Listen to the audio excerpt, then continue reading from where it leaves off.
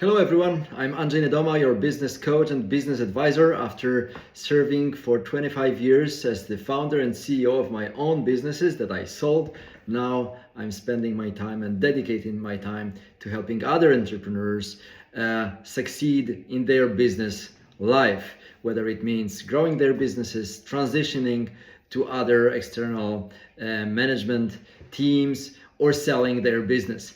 And this month we are discussing the topic of selling a business. And today, maybe you have seen my post, the subject for today is the emotional side of selling the business. This is probably much less discussed than the pricing, negotiation strategies, contracts, and so on. But the emotional side is very strong and very present when you sell your business. So in my post, if you have seen it, I have named few of the emotions that typically you might feel during or after or just before the transaction. But before I get there, let me tell you that after or at the end of this movie, I'll share with you my personal experience how two events in my life right after the exit changed the way I thought and felt about the exit. So wait till the end, because there is some personal story that I'll share with you related to my exit experience as well. Getting back to the 5 emotions: grief and loss, because so many times we feel like we've been working on this business for so many years. We've put our life to it, not only energy and time, but life to it. And now it would go to someone else. So we feel like we're losing part of ourselves. This is really strong. I have heard so many people saying it's like giving my baby to someone.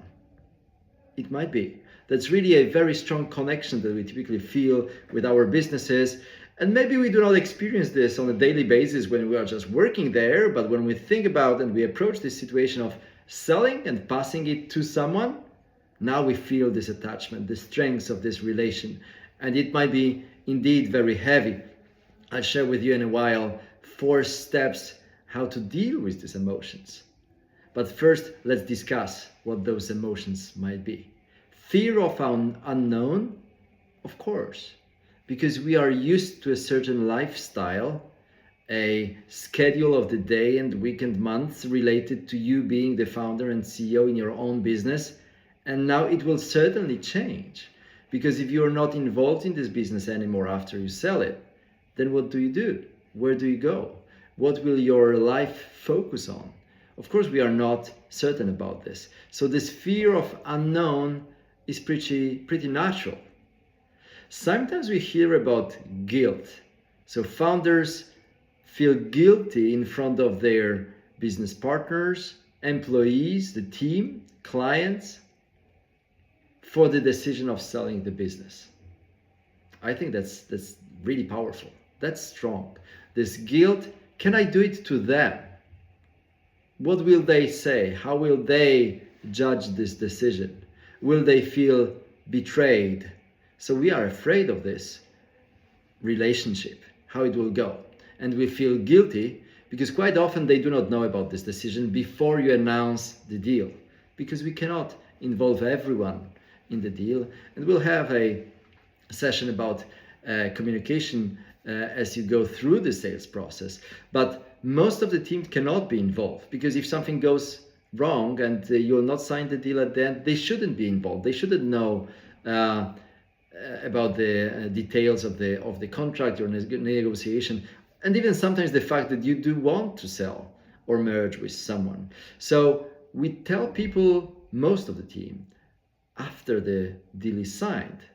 So that's why we often feel guilty. What will they say and how will they feel about this situation, which is also new, very new for them. There are also some positive emotions like relief and freedom. And I could feel that. And I know lots of people who sold the company and they said, now I can redefine my life. I can redefine my lifestyle. I can do again whatever I want. I can decide what will I focus on. I can be free in how I spend my time. Because after so many years of being full-time and quite often more than full-time engaged in your business, Now you can do basically whatever you want, especially if you also cash out the value of your business. So you have resources, and probably the biggest resource that you can regain is your time. And you can decide how you use this time. And this freedom is amazing. Pride and accomplishment, this is a good feeling, but we have to be careful with this so that we do not become too inaccessible to other people because we feel so proud how well we did, how much we accomplished. So be careful with this. But this emotion is there, of course, because we should appreciate what we have achieved. We should appreciate all the efforts and energy that we have put into building this business that resulted in this value that you can see now in a very tangible way when you sell your business. So there are different emotions for sure, and you can probably think about some other emotions as well related to selling your business. What I would say in general, appreciate these emotions. Whatever they are, just feel them, leave them. It might be the only time in your life, by the way. Maybe you'll not have another business that you sell. So appreciate this moment, enjoy this moment, capture these feelings, these emotions, whatever they are. Do not lose this opportunity to go and live this experience in your life. And of course, when I think about dealing with these emotions, of course, the situation is different when you wanted to sell or when you are forced to sell your business. When you wanted, there is a motivation, your motivation behind this. So probably this is positive. It's easier to manage this. We'll discuss these 4 steps in a while. When you are forced, well, I would look at these emotions and reasons why people sell businesses to find some ideas about how you can turn this situation to which you are forced, how you can turn it into some positive feelings, aspects, experience in your life. If you remember from the previous movie, I registered the motivations, the reasons for selling the business. We discussed desire for a new challenge. We said personal life and family priorities, financial stability, burnout and exhaustion, strategic exit or maximizing value through the strategic exit, or lack of succession plan or succession ways, and desire to step away from operations. So from these motivations to sell the business, you can surely draw some positive conclusions. Even if you are forced to sell the business, well, those are still the results of this act. Even if you are forced to sell, this will become your reality. So you will not be involved in operations, and you might regain your free time. You might have a open way to new opportunities and new challenges, and you probably can much better balance your private and business life in that way too. Okay, so depending on whether it's forced or voluntary, we'll have different emotions. But how to deal with this in simple 4 steps? I would start by the first one, getting clear about your reasons to sell. So why do you decide to sell? What is it? Accept this reason. Think about this reason. Just swallow this. Just think this through so that you accept this and appreciate this reason. And you are okay with that. So that it's not something that you are not very sure what to feel about this, but remember yourself. What was this, in the positive scenario, what was this thing that pushed you to this decision? What were you hoping to accomplish through this decision? It will be very important in the second step when I suggest establish a communication plan, especially with your team. And I definitely encourage you to share your motivations with your team. So discuss, why are you doing this? Where do you see the opportunity for yourself, for the business, for the team, for your clients? why have you decided to enter into this transaction? But also discuss their emotions. What do they feel in this? Because it will not be for them an easy message to accept. It will totally change their reality. They are used to certain habits in your business, to a certain way you lead this business and manage this business. And now they do enter into the unknown. They probably do not know who will enter or how will the business function under the new owners. It might be nothing will change, but it might be also quite a lot of things will change. So they don't know. They also feel strong emotions in this moment. Be prepared to communicate your decisions with your team, clients, partners, but also to discuss about the emotions with your team. Then, to put you more into action mindset, define and plan your transition process. There is always this transition time after you sell, after you sign the contract. It might be 3 months, it might be 9 months, but there is something that needs to happen after you sell the business, whether it is passing over the power and all the knowledge about the business and establishing the new managing director or CEO in their role. There might be some tasks to perform. There is this transition period, which is a good thing, because if you realize that there is a transition period, then you stop thinking about selling a business like a cut-off moment. You sold it, you're over. You don't have to go to the office again. It rarely happens that way. It might happen that way, but it rarely happens that way. So typically, the day after you sold, you've got quite a lot of work to do. Contacting your clients, speaking with your team, speaking with your business partners, and executing on all the points in the contract that still remain to be executed. There is lots of things to be done also the week after, the month after, and maybe even half a year after. I was on a 9 months transition period after I sold my IT company. And then the fourth step is build attractive plan for your life after exit. So decide, what will you do? What's exciting in your life after that? What is your plan for the rest of your life? What will you focus on? How will you spend your time? How will you live?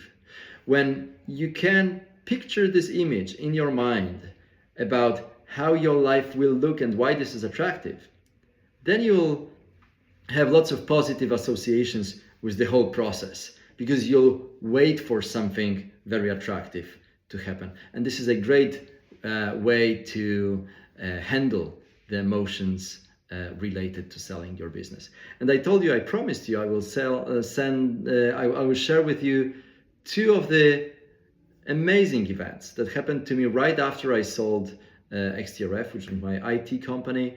I think we signed the deal on Thursday, and the money didn't go through on Thursday, and it didn't go through on Friday neither. So it was quite a strange moment, because we didn't have shares, but we didn't have money neither. So luckily we were well protected by the format of the contract, and we knew that the money still have to arrive so that the contract is valid. But it was kind of a strange moment. You can imagine how many times I was checking on my phone to see whether the the money transfer is there, whether I have received the proceeds from this transaction. And on Friday they were not there, on Saturday neither, on Sunday neither, and on Monday morning I couldn't see them still. And we had the celebration planned, and I had champagne in my fridge, and friends were invited, but we said, let's wait till the money arrives so that we know this transaction is really concluded. And the money was not arriving, but shortly, a few hours later, in the early afternoon, I was called from the kindergarten of my younger daughter, 2.5 years old at this moment. And they said, she's very sick and we probably should go with her to the doctor right now. So we picked her up from the preschool, and we went to the doctor, and the doctor said, look, this is a very acute pneumonia, you should go to the hospital. And we said, when? And the doctor said, right now, immediately, there is no time to lose. It's serious. And when we were shocked by this news and just entering the car with the baby to go to the hospital, I heard this bing from my phone. The transfer arrived.